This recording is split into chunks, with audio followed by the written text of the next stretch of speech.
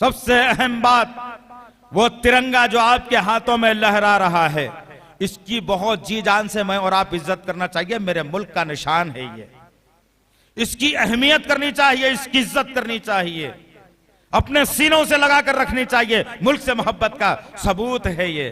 और ताज्जुब करेंगे आप, ये तिरंगा जो तुम लगाकर घूम रहे हो, जिसको 15 अगस्त को सदर जमहूरिया लाल किले पर लहराकर पूरी दुनिया को पैगाम देते हैं कि तिरंगा हमारा निशान है, जिसको हमारे गवर्नर जिमखाना गिरोन पर लहराकर ये सबक छोड़ते हैं कि तिरंगा हमारा है।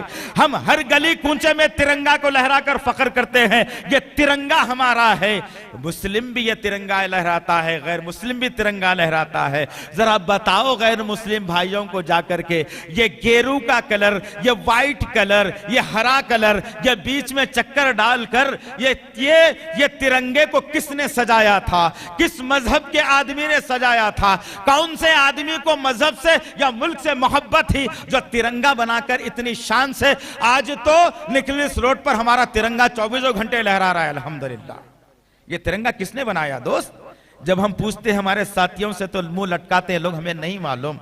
अरे ये तिरंगा बनाने वाला नहीं है, इस तिरंगे को डिजाइन करने वाली इस हैदराबाद सरजमीन की मायानाज मेरी बहन है, जिसका नाम सुरैया है। वो बहन ने इस तिरंगे को जो है ना डिजाइन किया, और वो तिरंगे को हिंदुस्तान की सरजमीन पर कबूल कर लिया गया। इससे बड़ी कुर्बानी और क्या हो सकती है दोस्त? कुछ हो सकती है? इससे बड़ी कुर्बानी कुछ और हो सकती है दोस्त?